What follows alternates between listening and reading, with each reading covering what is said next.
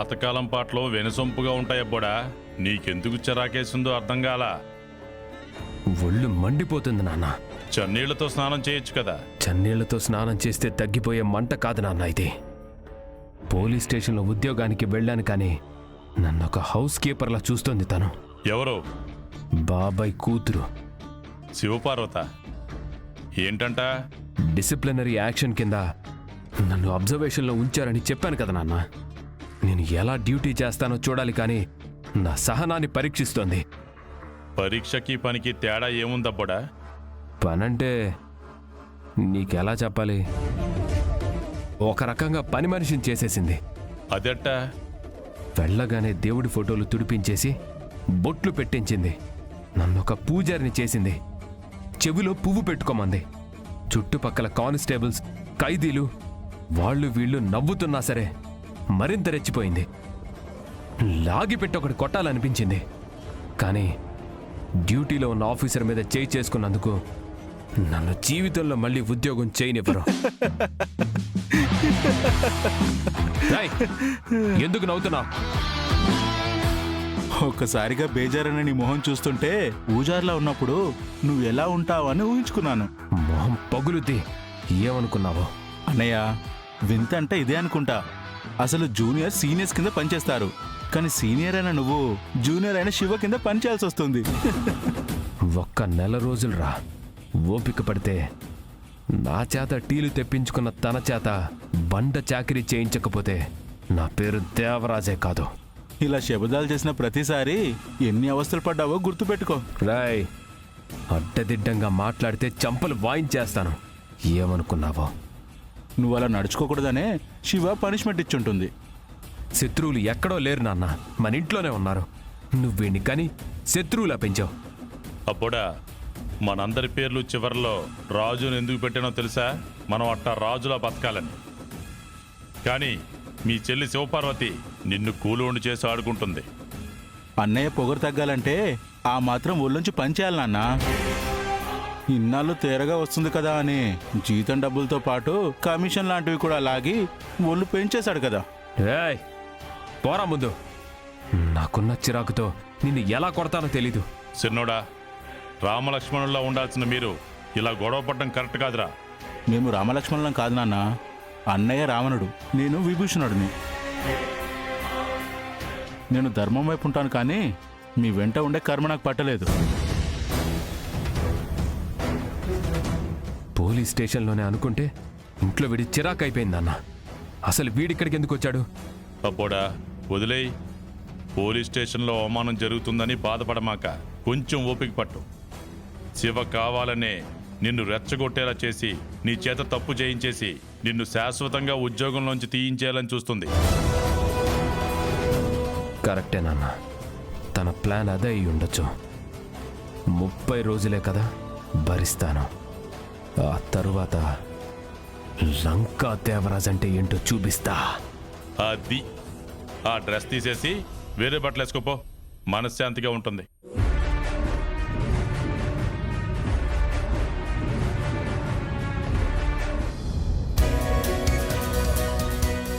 అక్క, మనం సంక్రాంతికి కొత్త బట్టలు కొంటున్నాం కదా.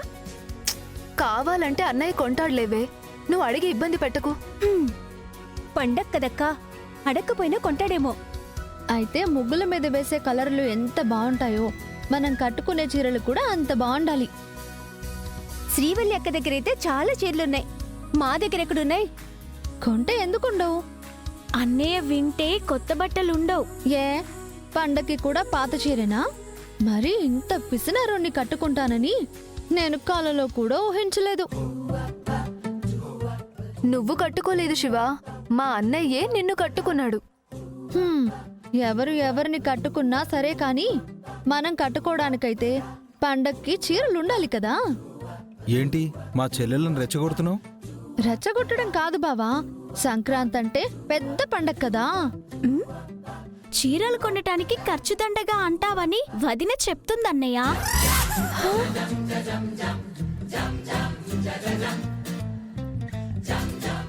నేనలా ఎందుకంటానమ్మా? ప్రతి సంవత్సరం సంక్రాంతికి రంగురంగుల ముగ్గులు చూడకముందే నా చెల్లెళ్ళు కొత్త బట్టల్లో మురిసిపోవడం చూడాలి. అదే నాకు అసలైన సంక్రాంతి అనుకుంటాను. అవునన్నయ్య, కుముదవల్లి కావాలని అలా చెప్పింది. అంటే మీ ఇద్దరి మధ్య గిల్లి కజ్జాలు బాగుంటాయి కదా, అందుకే వదినను ఉడికించాలనేసి అలా చెప్పాను. ఓర్ని, మా ఇద్దరిని కలిపే మార్గం చూడండి అంటే మేము తిట్టుకుంటూ కొట్టుకుంటూ ఉంటే బాగుంటుంది అంటే వెండి కుముదా? సరే సరే, గొడవేం పడకండి. బట్టల సత్తయ్యని పిలిపిస్తాను. మీకు కావలసినవన్నీ తీసుకోండి.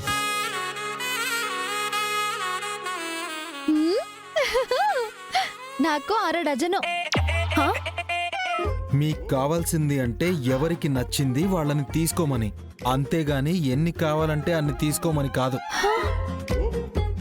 అందరికీ కొత్త బట్టలు కొంటున్నామన్నయ్య. ఈ సంవత్సరం నాగవల్లి ఇక్కడ లేదు కదా, తనకు కూడా తీసుకోవాలా? నాగవల్లి ఎక్కడున్నా సంక్రాంతి పండుగ రోజు కొత్త చీర కట్టుకుని సంతోషంగా ఉండాలమ్మా. తనకు కూడా మంచి చీర తీసుకోండి.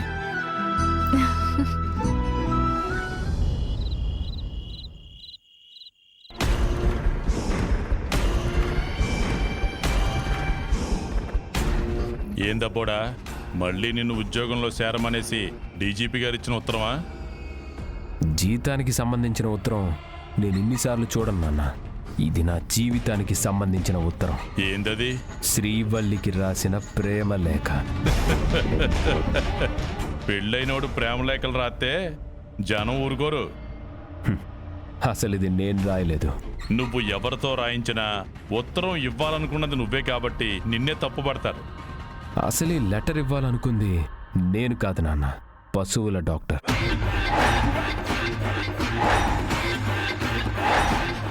శ్రీవల్లిని ఆడు ప్రేమిస్తున్నాడా? ఇద్దరి మధ్య తెలియని యవ్వారం ఏదో నడుస్తోంది. పుట్టినరోజు గిఫ్ట్ ఇవ్వాలని చూస్తే అది నేను తీసుకున్నాను, కానీ అది నా చేతికొచ్చినట్టు పశువుల డాక్టర్కి గాని శ్రీవల్లికి గాని తెలీదు. అయితే వాళ్ళ ప్రేమ విషయం బయట పెట్టి మీ చెల్లెలు ఏం చేస్తా ఉండదో చూడమని కడిగి పారేద్దాం. వద్దు నాన్న, ఇప్పుడు ఈ లెటర్ చూపించి గంగని నిలదీస్తే శ్రీవల్లిని మాత్రమే అవమానించినట్టు అవుతుంది. అదే వాళ్ళ మధ్య జరుగుతున్న దాన్ని ఊరందరి ముందు బయట పెడితే గంగ పరువు పోతుంది. నిజమే అబ్బోడా, నేరుగా వెళ్ళి గంగని కొట్టలేనప్పుడు ఆడి పరువు మీద కొట్టాలా? వాళ్ళ ప్రేమ వ్యవహారం ఎంతవరకు వస్తుందో చూద్దాం. శ్రీవల్లి మనసులో ఎలాంటి ఉద్దేశం లేకపోతే సంతోషం. ఒకవేళ పశువుల డాక్టర్ మీద ప్రేమ ఉన్నట్టు రుజువైతే గంగ పరువు, తనకి శ్రీవల్లి మీద ఉన్న నమ్మకం, ఆ పశువుల డాక్టర్ వేసే పిచ్చి వేషాలు అన్నిటినీ కడిగి పారేసే ఆయుధం నాన్న ఇది. శబాష్ అబ్బోడా, ముందా పశువుగని బలియాల. ఆడి మీద రవ్వంత ప్రేమున్నా సరే శ్రీవల్లి విలవెల్లాడిపోతుంది. అప్పుడు గంగ చెల్లెలు శ్రీవల్లి భోగోతం ఈసారి పోస్టర్లో కాకుండా నేరుగా చూడండి అందరికీ చూపిద్దాం.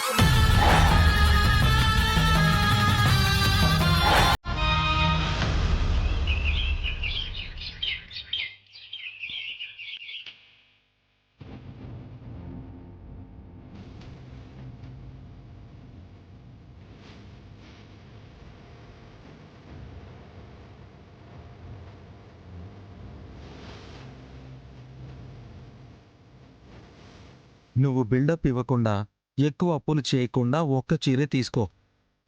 అలాగే లేవయ్యా. డబ్బుదేముంది గంగ, సంక్రాంతి పండగ తీసుకుని ఉగాది పండగ కట్టొచ్చు కదా. నీ దగ్గర డబ్బులు ఎక్కడికి పోతాయి? బాకీ పడ్డం వద్దులే బాబాయ్, చెరొకటి తీసుకుంటాం, కావాలంటే మళ్ళీ తీసుకుంటాం. నేను రెస్ట్ తీసుకుంటాను. తీసుకోండమ్మా, నీకేం కావాలో అన్ని వెరైటీస్ ఉన్నాయి.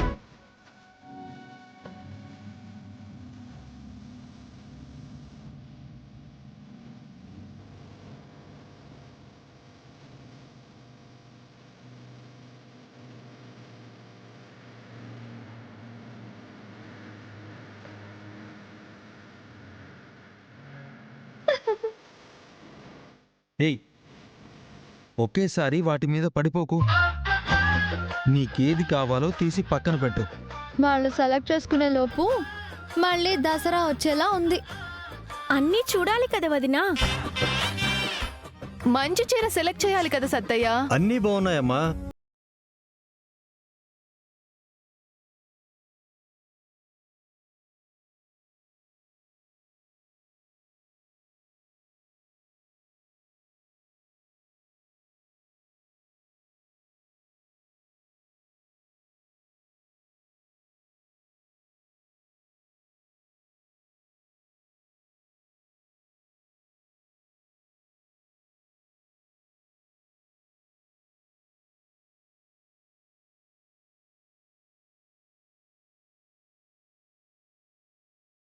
హలో బావగారు, మీ చెల్లెళ్ళకి ఏది బాగుంటుందో అని టకటకా సెలెక్ట్ చేస్తున్నారు, కానీ మీ ఆవిడకి ఏది బాగుంటుందో చెప్పరే? నీకేదైనా బాగుంటుందమ్మా. బంగారపు ఛాయ ఉన్నోళ్ళకి లేత రంగులు ముదురు రంగులు అన్నీ నప్పేస్తాయి. చూసావా బావా, మన స్కిన్ టోను గోల్డ్ అన్నాడు సత్తయ్య. నువ్వే డబ్బులు ఇస్తావు అనుకున్నాడేమో.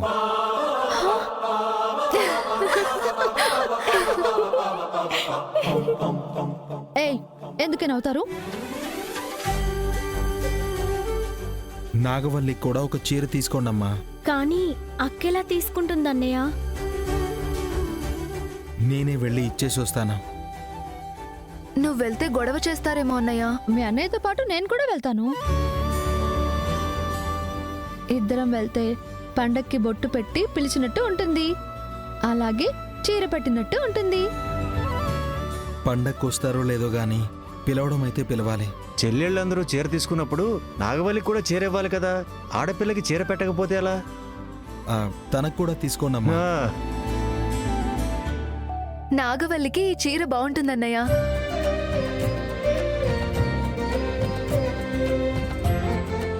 బాగుందన్నయ్య. బాగుందన్నయ్య. ఏకగ్రీవంగా అందరం ఒకే మాట చెప్పడం అయింది. ఇది పర్ఫెక్ట్. ఎలా ఉంది బావా? బానే ఉంది. అన్నయ్య, నువ్వు వెళ్ళి ఈ రోజే ఇచ్చేసిరా, జాకెట్ కుట్టించుకుంటుంది. సరే అమ్మా. ఇది నాకు అదిరిపోయింది. నచ్చితే తీసుకోండమ్మా. గంగ సరదాగా అంటాడు కానీ నీకు నచ్చిన చీర కొనిస్తాడు. ఇది నాకు ఓకే బావా. బావా, నాకు ఇంకో చీర కూడా కొనివ్వరాదు? ప్రస్తుతానికి ఒకటే కొనుక్కోమని చెప్పాను కదా. సత్తయ్య, 1+1 ఆఫర్లేం లేవా? అంటే ఒకటి కొంటే ఒకటి ఫ్రీ లాంటివి. ధరలు పెంచేసి ఒకటికి రెండు ఇస్తానన్న తప్పు కదమ్మా. అందుకని అట్లాంటి వ్యాపారం చేయదలుచుకోలేదు. ఎంత నిజాయితీ పరుడో బట్టల సత్తయ్య.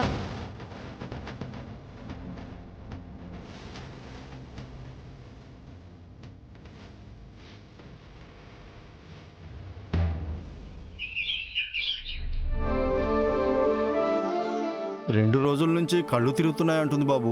ఓ 4 అడుగులు వేయగానే అక్కడే కూర్చుండిపోతుంది బాబు. ప్రతి 6 నెలలకు ఒకసారి బాడీ చెకప్ చేయించుకోవాలి కదా మీరు. అవేం మాకు తెలియదు బాబు.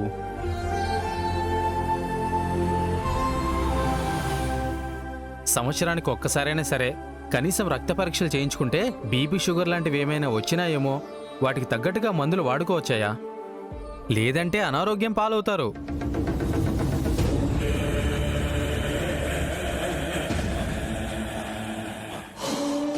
పశువుల డాక్టర్ మనుషులకు కూడా ట్రీట్మెంట్ చేస్తున్నాడన్నమాట.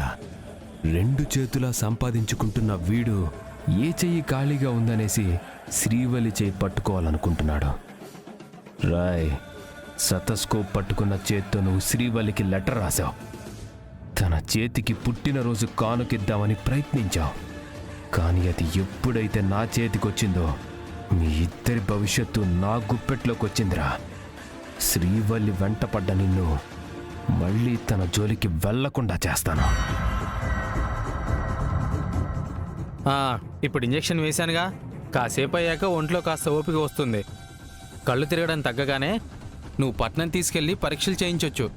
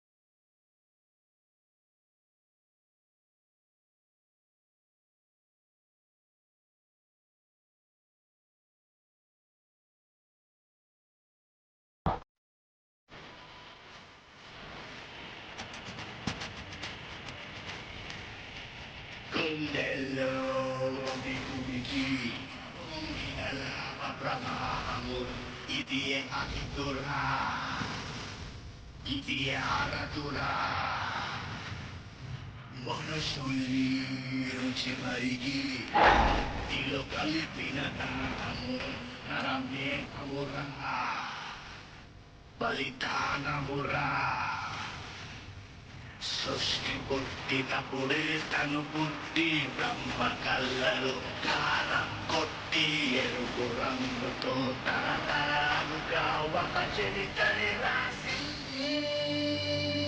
ఒకటే జననం ఒకటే మరణం అన్నది శుద్ధ అబద్ధం. ఒక్కొక్క నిమిషం బతుకొక నరకం అన్నది నిత్య సత్యం. పశువుక మనిషిని పశువుని చేసే బలమున్నదిరా దీనికి. శిశువుని కూడా శవమును చేసే పైశాచికమే దీనిది. చారిదయలకి కసరాని అంటూ జాతి భేదము చూడను అంటూ రంగుతో తరాలుగా ఒక చరిత్రని రాసి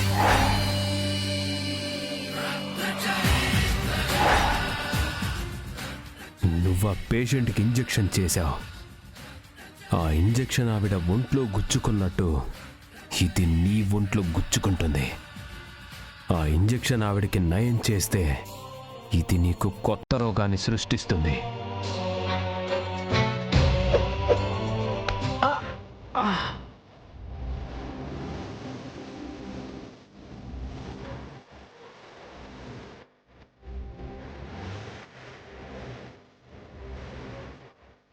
ఇక్కడ తేలు కుట్టే చెట్లు ఎక్కువ అండి, గాలికొచ్చి పడి ఉంటాయి.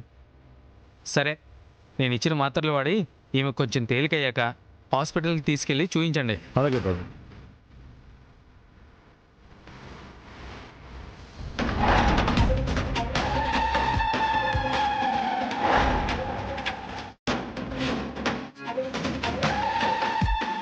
అయ్యా, నన్ను గుడి దగ్గర కలవమని మీరు ఇక్కడేం చేస్తున్నారయ్యా?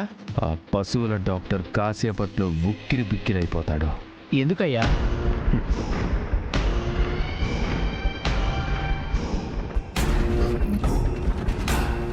అర్థమైందిగా? అర్థమైందయ్యా. నువ్వు వాడిని ఫాలో అవుతూ ఉండు. వాడు తడబడుతూ ఎక్కడైతే అడుగు వేయలేక ఆగిపోతాడో అక్కడికి శ్రీవల్లి వచ్చేలా నువ్వు ప్లాన్ చేయాలి. సరే అయ్యా.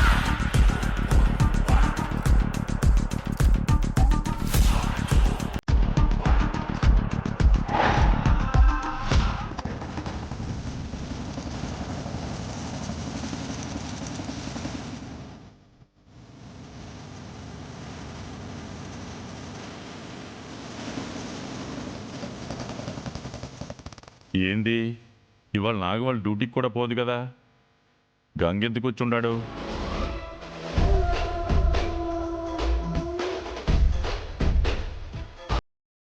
అయినా తనను తీసుకెళ్లేలా ఉంటే శివపార్వతిని ఎంటబెట్టుకుని ఎందుకు వస్తాడు? విషయం ఏందో ఉంది, కానీ చూద్దాం.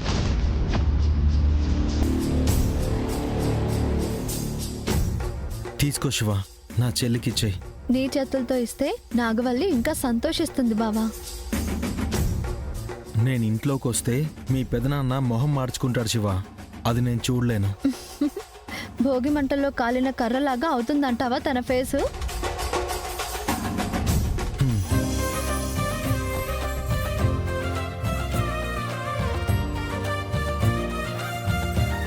ప్రతి సంక్రాంతికి నా చెల్లెలకి కొత్త బట్టలు పెట్టేవాడిని. ఇప్పుడు నా చెల్లి ఈ ఇంట్లో ఉంది. తను ఇల్లు మారినంత మాత్రాన తన మీద ప్రేమ మారదుగా.